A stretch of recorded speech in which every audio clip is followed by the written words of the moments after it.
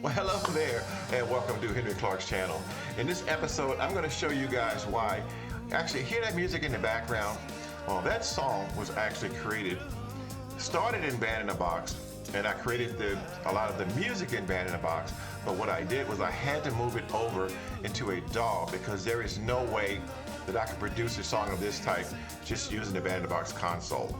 Now, I know a lot of people talk about why would they need a DAW, or is it really necessary, Well, in my opinion, of course, a DAW just offers so much more flexibility when you're actually trying to put a song together, and especially a multi-layered song. This is not your standard folk song where, yeah, you can probably do that in the Band in a Box console and, and just add a couple of instruments and you're off and running.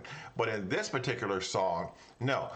It's just not feasible. You just can't do that. So for those of you, and I know a lot of you are familiar with using a DAW, but for those of you who aren't, this is just to show you guys why Henry insists on using a DAW in his Band in a Box compositions. And he does it for all of his songs. I do all of my songs in a DAW. I don't do any of my songs within the Band in a Box console, all of them within a DAW, and you will see why in this video, okay? So just hold on 1 second, let me just split the screen up a little bit there, right? And I'm gonna show you why Henry uses a DAW in Band in a Box, okay? Okay, so this was the original song in Band in a Box, and notice it's Never Enough, right? Chill pop, electronic chill out pop, or whatever they call it, right?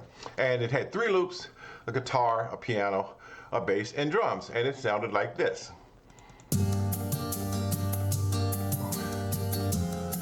I only wanted to start out with percussion and guitar before I bring anything else in, drums or anything else, right? That's the kind of arrangement that I wanted. Bring those drums down some. So that's how the song started out. Well, of course, how did I do that? Well, through the console, there are some things that I could do. I could take and mute certain instruments so they wouldn't start until a certain bar. For example, I didn't want the drums to come in and the bass to come in until bar 5. So I right-clicked and I set my bar settings, and a menu comes up and it shows that I muted the loop 3, I muted the piano, the bass, and the drums. So I muted those until bar 5 and I brought them back into play. If you notice, when I go to bar 5, everything else came back to normal. So that's what I did, right? Well, that's fine if I'm going to do a song and I'm only going to use a certain amount of instruments, then I could use the bar window settings, right, to do that. However, if you listen to any of my other stuff, I always add a lot of other instruments just as fillers. And I don't know how it's going to play out in the end, but I wanted them available and it's so that I could play around with them in my DAW. Again, in my DAW, right? So I went back and I added, you look here, I added an organ, I added a synth pad, I added an acoustic piano, I added some guitars, background vocal strings, and things like that. Now those things are muted, and the reason why they are muted is because bar settings does not affect utility tracks. So you can't change the volumes, mute, and do those things in utility tracks through the bar settings window. You have to go to the, audio edit window in order to do that. Well, for me, that is way too much trouble, because if I wanted to do something with the organ, right, I would have to go to the audit edit window and I would actually have to set the parameters up to adjust the volumes, right? It is so much easier to do in a DAW. I just don't have time for that.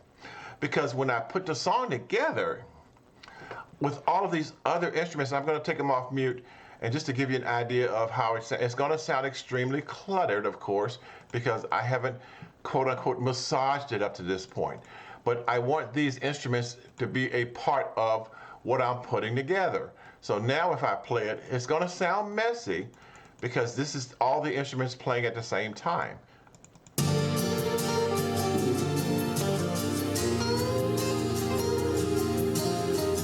Now, again, I'm never going to use that in the actual production. I'm going to actually set it up in my DAW so that I can bring them in and bring them out and add what I call acoustic dynamics to the overall song to give it a different spice, to give it a different flavor. So that's another reason why I don't use the Band in a Box console for any any of my compositions from start to finish. And we haven't even gotten the vocals yet. That's another story altogether. And we haven't gotten into adding any other instruments that you may manually play. That's also another story. So that's what it sounds like. I take these, I make sure that all of my volumes are set in the 90 dB range, and I export them, I render them. I don't use a DAW plugin anymore. I found that once utility tracks came out, I found it to be inconsistent and so. So I always go to audio, I go to export song as an audio file, and I export all of the tracks into a separate folder. So that's exactly how I do that. Now, when I'm finished with that, I will close the Band in a Box. So let me close Band in a Box. So now that I have done that, I exported them over and I have imported the waves out into a folder, a render folder. If you look over here on the right, these are all of the tracks now. Look how many tracks there are. 1, 2, 3, 4, 5, 6, 7, 8, 9, 10, 11, 12, 13, 14. I have 15 tracks just of music, Of course, 3 of those are percussion loops, right? But I've actually brought them over into my BandLab, right? I use BandLab. It's a free DAW, by the way, just so you know. There will be a description link in the bottom of this video that will show you how you can actually obtain a copy of BandLab. I was an old Sonar fan, I was an old Cakewalk fan, right? And BandLab has come out and it is actually free of charge in order for you to use. You can just download a copy of it, right? And again, I'll have that link there. But more importantly, and I'm not going to get into the real band thing. I'm not a real band fan, right? So just so you know, don't even take me down that road. I know some of you guys may use Reaper, some of you guys may use Pro Tools, Studio One, right? I happen to be a BandLab fan. That's all. But I'm just saying, the one thing I won't use is I'm just not a real band guy, right? And I'm not going to say it's a good product or bad product. It is just not for me. But the thing about it is that I have all of my tracks now, right? So what I do when I'm creating something in a DAW is I bring all of the tracks into my DAW on different channels, right? Now you may not see it here because you'll see I've cut them up a bit, right? But when I bring a track over into my DAW, if I do an insert and I'm going to add an audio track, organ would probably be a good one, right? I will bring the entire organ over into my DAW. So I'll just drag it over and bring the entire organ over into my DAW. Now, when I do that, what you will see the organ. You'll notice that if I put it in a solo mode, the organ will play right from the very first bar. The reason why that's the case is already playing. And the reason why it will do that is because that's what I want. I want to do that so that I can take and shape it, so that I can cut it, so that I can bring it in when I want it, so that I can take it out when I want to take it out. So that is why I do it from that perspective. And again, I'm going to go ahead and mute this now. So this is how I put a song together. I will take it, I will bring all of the instruments over into my DAW, and then I will adjust the channels accordingly. Another thing that I do also is I also do a lot of bussing. So I will take like instruments and bring them over into a single channel. And if you look down here across the bottom, you will see a channel called music, a bus called music. I've taken like guitars and pianos and organs and those type of things, and I've put those things over into one channel called music. I've taken all of my percussion. If you look over to here, you will see my real drums, right? I will take percussion and I will put percussion on a separate bus. It allows me easier manipulation of mixing a song together, because right now the song is 20 tracks. So it's easier for me to manipulate one fader that's going to encompass 5 or 6 tracks than it is for me to sit down and manipulate, you know, all of the tracks for the music, all of the tracks for the drums. So that's why I bus, and it comes very handy also when you're talking about doing vocals. That is very important. Again, I'm going to layer this thing, right? So if you notice, if you look up here, you will see when the song starts, there is no organ, there is no piano, there is no extra instruments, right? I'm just starting out, there are no drums. I'm just starting out with percussion, and I'm starting out with the guitar. That is the flavor that I was after when I put this song together. Now those other instruments, again, they're there, but I have cut them out. I don't want them there, and it's so easy in my DAW to do that. So that's why I do it that way. How do I find the words? And of course, I start singing. Ease your mind and let you know my love will stand the test of time. What can I do to make you real? At that bar, I brought in loop number 3. Loop number 3 is there. If I go and show you all of this, it's there, but notice I can just take and drag it. I can bring it in whenever I want to, but I didn't want it to start until bar 9. So I brought the loop in at bar 9. As I move forward, Realize that I'll be here for you. Can't you see it in my eyes? Tell me what can I do? notice I brought the piano in at bar 13. I brought the piano in, an acoustic piano and an electric piano. I brought those in at bar 13. So much easier. They're there again. They're there, but I didn't want them there. I didn't want them to come in until bar 13. And when you get up here into bar 21, I'm bringing in other drums. I'm bringing in a bass guitar. Notice that there's been no bass up to this point. So I can bring those things in.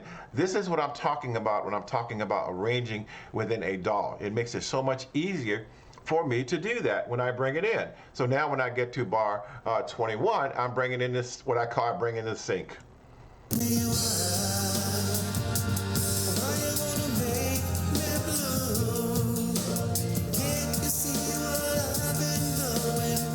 By doing it this way, it also helps me set up the break that I'm looking for when this verse is over, this hook is over, and I wanted a different distinction for the actual break.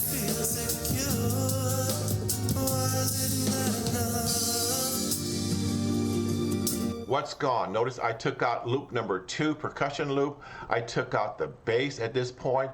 I left the guitars in, right? And I took out the synth pad. I don't have a synth pad at this point, right? Another thing that I also did was I've got a MIDI string. I actually used a M Audio, and I'll have a description of that, an M Audio keyboard controller and a virtual synth, because it makes it so much easier to do those things within a DAW. You get very little latency, and it records absolutely perfectly without any latency, and you can actually map it to any type of virtual synth that you want to use. In this case, my virtual synth is the cakewalk string section, and that's the cakewalk string section that you see over here on the left. So that is what I decided to do, was actually add a virtual synth up to that point. And again, that's through M Audio. Now the interface that I use for that, which is a great interface, is I use, and I hope I can get it in the camera here, is I use Focusrite. I use a Focusrite Solo because I don't do a lot. I'm just a solo artist. I play most of the things myself. So I use Focusrite, the USB interface, right? And again, there'll be a description of how to get a USB interface if you want to look at Focusrite. Have a great line of products. I have had extremely good success with those things. I love them, as a matter of fact, right? Oh, by the way, and going forward in my future videos, and I'm going to go and I'm going to adjust some of my older videos, what you're going to see is you're going to see links to certain products that I use. Because people continuously ask me. They ask me, what is my DAW? They ask me, what is my microphone? What kind of interface do I use? What actual products do I use, right? So I'm going to put links in my future videos and probably go back and adjust some of the old ones, and I may even make a video on that, right, to show you what I use. Now, some of these, in full disclosure, some of these I have the potential, I say the potential of being compensated for. Now, it's not a lot of money, it's peanuts, right? But if you click on my links and you purchase from one of my links there, right, it'll take you to the Amazon site, because almost all of them are on Amazon that I use, because I honestly, I just buy a lot of stuff from Amazon. I think one reason why is because I love their return policy, right? But anyway, so that's what I will do, is I will have links to show you that, right? And again, if you click on those links, then you can see the products that I use. And if you want to purchase from there, you can. If you don't, that's fine too, right? But more importantly, you can see what products that I actually use based on, it'll show you a photograph of those particular products, and you'll get a better idea of how I use them, and what they do. So just so you know, going forward, full disclosure. Now, Again, so I have a MIDI string section in here also that was not part of Band in a Box. I actually had to physically play that through my M audio device to get that in.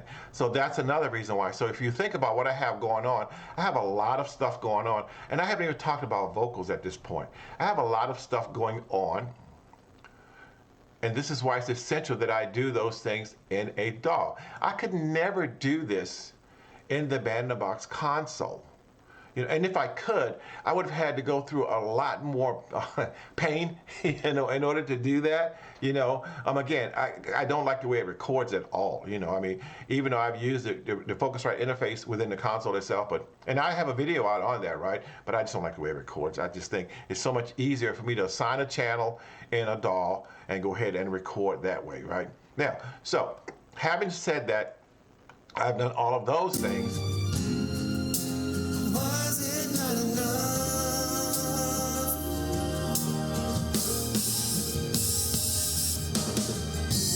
Tell me what more can I do?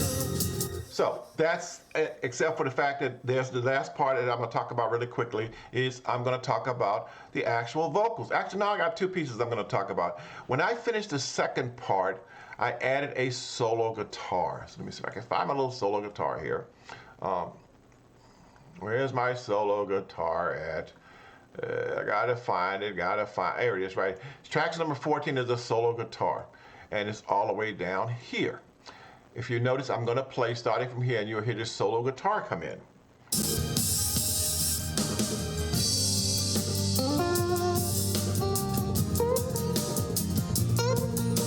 Now, that solo guitar is actually played throughout the entire song. I'll just drag it out here. Let me see if I can. But I didn't want it throughout the entire song. I only wanted it starting from bar 57. And sometimes I'll take different passages of a solo guitar and put them where I want them at. So I might like the way it played the first 8 bars and not the second 8, and the first 8 may be the section that I want to use. I'll cut that section out and place it exactly where I want it at within the song. So that's another thing that is easy for me to do in my DAW. And also, I can actually automate the volume through here by using the fader. I can set what we call volume automation on. Clicking here, if you look over on the right side, I'll do a right parameter, right? And what will happen is that as I record this guitar solo, right, I can actually move the fader up and down from volume levels depending on how I think that it should sound. So if I do this now, and I've got my finger on the fader, and I'm just moving the fader up and down for demonstration purposes.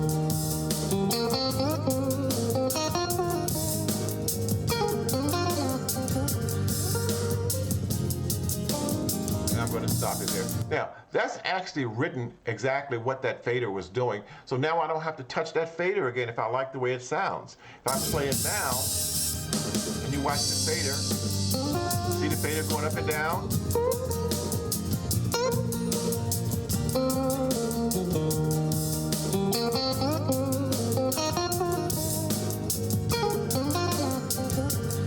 And actually look and see how that's done here. If I go to, there's guitar solo here, I can actually see that fader moving up and down here. And I can also go in and I can adjust those also. So much easier in a DAW. It's so much easier in a DAW, right? The last thing now, I know I'm giving you guys a lot of information, right? But maybe you can parse it out and figure out what it is you like and what you don't like, which is fine, you know. The last thing, again, remember we didn't use this track 21 at all, is my vocal, right? What is one of the things that happens with vocals? Well, first of all, I've got a serious vocal stack. I always have a serious vocal stack, you know. And if you look at my vocal stack, I'll show you my vocal stack really quickly. So in my vocal stack right now, if you look over here at bus number E, because I've actually exported the vocals over into E, what this allows me to do also, it allows me to just create any vocals I put in going forward, right, it will adjust to this stack right here. So I've got a compressor in here. I've got auto-tune in here, right? Anybody doesn't like auto-tune, I don't care what you think. You know, there's nothing worse than flat notes, right? You know, and who knows, it might be actually working on some things and I may be on key on other stuff, right? But it's so stupid not to actually have it if you, if you need to use it, right? You know, so I use some auto-tune. I use it on everything.